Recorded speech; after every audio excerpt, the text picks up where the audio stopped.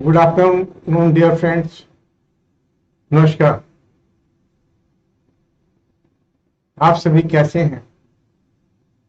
मुझे पूर्ण आशा है आप सभी गवर्नमेंट की गाइडलाइंस को मानते हुए और डॉक्टर्स के इंस्ट्रक्शंस को फॉलो करते हुए ठीक से होंगे। मैं OP Sharma, motivational speaker, real life coach, आप सबके सामने रूबरू हो रहा हूं, हमेशा की तरह रिस्पष्ट चैनल के माध्यम से एक बहुत ही इंपॉर्टेंट टॉपिक लिए हुए। मुझे पूर्ण आशा है कि आप सभी हमारे साथ एंड तक रहेंगे और टॉपिक को अच्छी तरह से एंजॉय करेंगे। टॉपिक का नाम है ए स्टिच इन टाइम सेव्स 9। कि अगर टाइमली एक स्टिच लगा दिया जाए तो जो भविष्य में हमें 9 स्टिच लगाने पड़ने थे वो एक ही काम देगा। इसी तरह से जब भी कोई हमारी समस्या है, हमारी बीमारी है या किसी तरह की प्रॉब्लम है,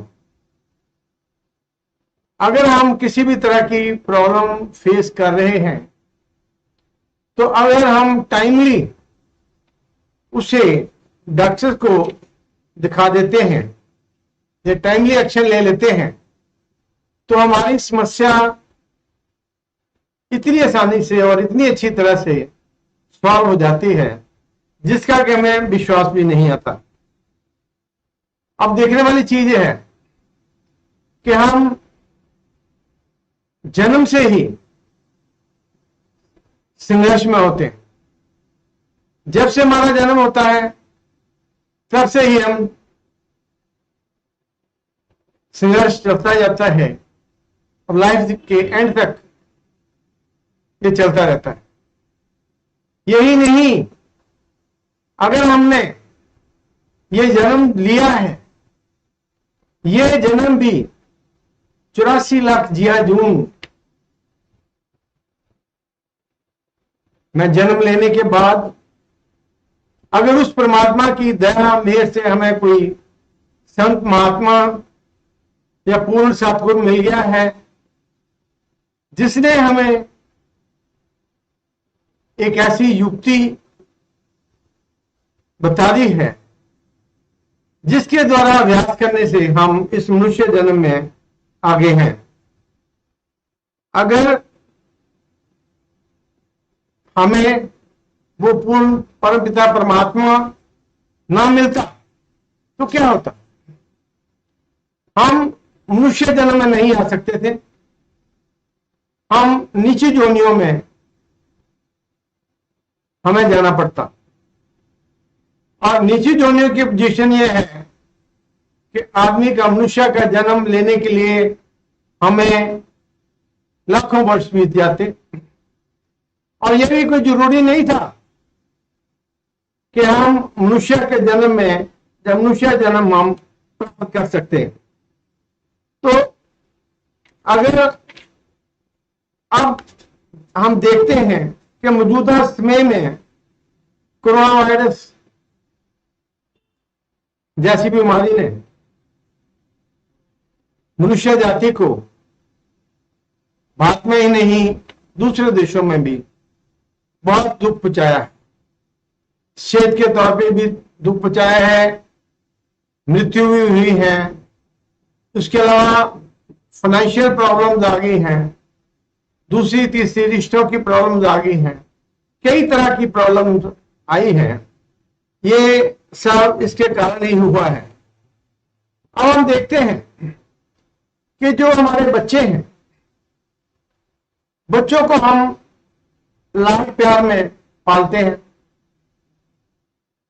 वो गलत भी आदतें रखते हैं, गलत तरीके से भी बोलते हैं, यहां तक कि प्यार प्यार में किसी को गालियां भी देते हैं। तो वो हमें अच्छा लगता है। हम कहते हैं बच्चा है, बहुत अच्छी बात। लेकिन जैसे जैसे उनकी आदतें पकती जाती हैं, पक जाती हैं और वो बड़े हो जाते हैं, तो इन आदतों के कारण बच्चे भी दुखी हो जाते हैं, हम भी दुखी जाते हैं। तो अगर हम चाहते हैं कि हमारे बच्चे एक अच्छे नागरिक बने, एक अच्छे, पर हमने ये ख्याल रखना है, आमतौर पर हम बच्चों को लेक्चर देके, लेक्चर के द्वारा समझाकर कि बेटे बड़ों की इज्जत करनी है, झूठ नहीं बोलना है, पैसा संभाल कर रखना है, ऐसे ऐसे कई तरह के लेक्चर उन्हें देते हैं। लेकिन बच्चे जो है वो बंदर होते हैं, वो बड़ों को देखकर सीखते हैं। जब वो देखते हैं कि जो हमारे बड़े हैं वो बड़ों की इज्जत नहीं करते, या जिन हाथों के लिए हमें कंपेल कर रहे हैं खुद उनमें ये आता नहीं है, ये संस्कार नहीं है, तो फिर वे उनको अडॉप्ट करने के लिए तैयार नहीं होते। अभी देखो, मैं यहाँ एक उदाहरण देना चाहूंगा जो मुझे बहुत ही अच्छी लगी और जिंदगी में काफी बार मैंने उसको याद किया, जिसके बारे में ये कहा जा रहा है वे एक बड़े ही हाई ऑफिशियल में से रिटायर हो चुके हैं। उन्होंने बताया कि जब मेरी मदर मेरे को नहलाया करती थी तो जपजी साहब का पाठ साथ में किया करती थी और मुझे भी कहती थी कि बोलो बेटे। इसी तरह जो भी एक्टिविटीज वो करवाती थी, जो भी वो काम करवाती थी, अगर खाने के लिए बिठाती थी तब भी कहती थी कि आप ये चीज करो, ये पाठ करो, ये आपके काम आए। उसका रिजल्ट ये निकला कि जो जिस दोस्त की मैं बात कर रहा हूं वे बहुत ही जिंदगी में बहुत ही सेटल्ड हुआ और इतने हाई रैंक पर लगने के बावजूद भी ना उसने कभी नाजायज पैसा लिया, ना कोई नाजायज काम किया। जो भी काम किया एज पर रूल किया, जिसके साथ भी बोला बड़े प्यार से बोला, लेकिन जो उसने किया वो सभी के लिए ही अच्छा था। इसी तरह से अब हम बात करते हैं कि जिनके पास पैसा ज्यादा होता है, अगर पैसा ज्यादा होगा तो क्या होगा? अहंकार भी ज्यादा होगा कि मेरे पास इतना पैसा है, मेरे पास इतनी प्रॉपर्टी है। जब भी बात करोगे वो अहंकार से बात करेगा। उसके पास जब अहंकार होगा तो लाजमी बात है कि दूसरों को छोटा समझेगा। जब दूसरों को छोटा समझेगा, अब जो अहंकारी है और साथ में जिसको गुस्सा भी आएगा, जो गुस्सा भी ज्यादा करेगा, हम अच्छी तरह सोच सकते हैं कि वो परमात्मा के बारे में क्यों सोचेगा। वो तो खुद ही अपने आप को भगवान समझेगा। किस तरह से परमात्मा को याद करेगा ये हम अच्छी तरह से सोच सकते हैं। अब यह अच्छा समय आने पर महात्मा उसे युक्ति दे देगा। अगर उसके कर्म अच्छे हैं, जिस व्यक्ति के मनुष्य जन्म पाकर कर्म अच्छे हैं और पिछले कर्मों के अनुसार उसके भाग्य में भी है, तो उसे कोई पूर्ण पुरुष या संत महात्मा मिल जाएंगे जो उसे युक्ति सिखा देंगे, जिससे हम जो परमात्मा को याद कर सकेगा। इस युक्ति का सिमरन, ध्यान एंड धुन या नाम भी दिया जाता है। जब यह व्यक्ति यह युक्ति प्राप्त करके उस अनुसार अभ्यास करता है, उसका मन भी शांत हो जाएगा। जो उसके के नजदीक होंगे वो भी ये महसूस करेंगे, उसका आनंद भी बढ़ता जाएगा। अब हम यहां देखते हैं कि हालातों के अनुसार जैसे हालात हैं, ये जैसा समय अभी बीता है, हम किसी से भी छुपा नहीं है। जिनके सोर्सेज अच्छे थे, जिन्हें कोई प्रॉब्लम नहीं थी, जिससे किसी का देना नहीं था, उसे कोई प्रॉब्लम नहीं हुई, बाजार से सामान लाया और बड़े मजे से रहा। जिसको कोई बीमारी नहीं हुई, जिसको कोई प्रॉब्लम नहीं हुई, उसे तो चाहे कोविड-19 है या नहीं है, परमात्मा की दया से सभी एक। पर जिसको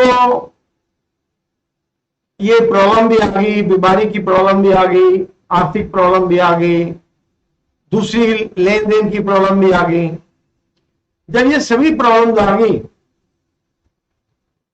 तो क्या होता है? जितना मर्जी स्ट्रांग हो बंदा, सोचने के लिए मजबूर हो जाता है, क्या मैं क्या करूं। पहले तो वो आराम से सोचता है, फिर सोच उसकी आदत बन जाती है। जो आदत बन जाती है उसका नाम डिप्रेशन है। अब ये जो आदत है,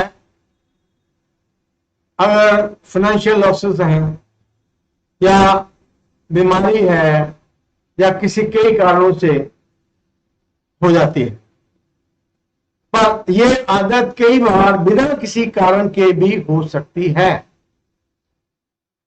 इसको नकारा नहीं जा सकता। अब देखने वाली बात यह है कि अगर ये आदत 10-12 दिन के अंदर अंदर खुद खत्म हो जाती है, फिर तो घबराने वाली बात नहीं है, वो अपने आप कवर कर लेगा। लेकिन अगर ये नहीं होती तो पहली बात तो यह है कि हमने उस व्यक्ति को अकेले नहीं छोड़ना। इसके अलावा हमने अच्छे डॉक्टर या अच्छे साइकोलॉजिस्ट को ढूंढना है। अब ये डिप्रेशन जो है, ये आम नॉर्मल बीमारी की तरह है। हम सोचते हैं पता नहीं लक से हमें हो गया, पहले वाली बात नहीं है। अब डॉक्टर भी काफी क्वालिफाइड है, साइकोलॉजिस्ट भी क्वालिफाइड है, जो मेडिसिन है उसमें भी काफी रिसर्च हो चुकी है।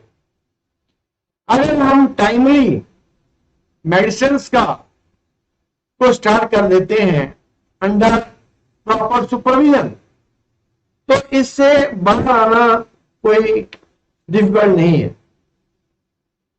अब अगर तो छोटी मोटी अगर बीमारी है, वो तो साइकोलॉजिस्ट की मदद से भी संभव है। अगर कोई छोटी मोटी बीमारी है तो साइकोलॉजिस्ट हो, वो ही उसको बात करके समझा के करके उसको ठीक कर सकता है। सबसे जरूरी है कि समय पर बीमारी की पहचान की जाए। अगर समय पर बीमारी की पहचान नहीं की जाती तो इससे अधिक से अधिक नुकसान हो सकता है। यहां तक परमात्मा ना करे, वो व्यक्ति सुसाइड तक कर सकता है। और पूरी कोशिश करनी है कि जब तक वो नॉर्मल ना हो, उसे किसी भी हालत में अकेला ना छोड़ो। ऐसे व्यक्ति की पहचान है कि ना तो ये खुद खुश होता है, ना ही किसी में दिलचस्पी लेता है, ना ही किसी की दिलचस्पी इसकी होती है। ये अपने ही रंग में रंगा रहता है। अब हमने देखना है इसकी और पहचान करने के लिए कि और क्या चीजें हो सकती हैं जब इसकी पहचान हो सकती है। यह एक है कि गिल्टी फीलिंग्स। जब उससे बात करोगे तो वह गिल्टी फीलिंग शो करेगा। वो कहेगा ये जो नुकसान हुआ है मेरे ही कारण हुआ है, इसमें किसी का दोष नहीं है, मुझे पता नहीं क्या हो गया था। कई तरह की ऐसी वो स्टेटमेंट्स देगा जिससे शो करेगा कि ये खुद को दोषी मानता है। आगे ऑलवेज टायर्ड। अब जब उसका दिमाग, ब्रेन हर्ष में चलता रहेगा वो भी नेगेटिव थॉट्स के लिए, तो उसके शरीर में कब ताकत आई? उसके शरीर में ताकत नहीं आ सकती। उसे जो है वो हर्ष में टायर्ड टायर्ड फील करेगा। Can't concentrate. अब जो इस हालात में है, लगातार सोच रहा है, उसका अपने मन पे भी कंट्रोल नहीं है, तो वो कंसंट्रेट कैसे कर सके? कोई भी सब्जेक्ट होगा, कोई भी ऑब्जेक्ट होगा, इस पे कंसंट्रेट नहीं करेगा। Loss of appetite. जब लगातार ब्रेन में सोचा जाएगा तो जो नेसेसरी जूसेस पेट में आते हैं पेट को पचाने के लिए, उनका पूरी तरह से प्रोडक्शन नहीं होता, जिसके कारण उसको एपिटाइट उसकी कम हो जाती है। Improper sleep. और चीज हो जाती है कि जो उसकी स्लीप है वो प्रॉपर नहीं होती, इम्प्रॉपर होती है। कभी सोंगे, कभी उठ के, कभी ऐसे, कभी ऐसे। हम सभी जानते हैं कि कोई भी बीमारी मुश्किल का समय निकाल लिया जाए तो उसका इलाज असंभव है। अगर हम किसी बीमारी को प्रॉपरली, टाइमली डॉक्टर को नहीं दिखाते तो उसका इलाज करना संभव नहीं है। और इसलिए जब भी किसी बीमारी या समस्या की शुरुआत हमें नजर आए, हमें उसी वक्त सजग हो जाना चाहिए और उसी में उसके इलाज के लिए कोशिश करनी शुरू कर देनी चाहिए। अभी स्टार्ट से जैसे हमने लिखा था कि ए स्टिच इन टाइम सेव्स 9, कि अगर हम टाइमली वन टाइम एफर्ट्स कर लेते हैं तो अनटाइमली अगर 9 टाइम्स भी वो एफर्ट्स करें, हो सकता है कि वो रिजल्ट ना आए।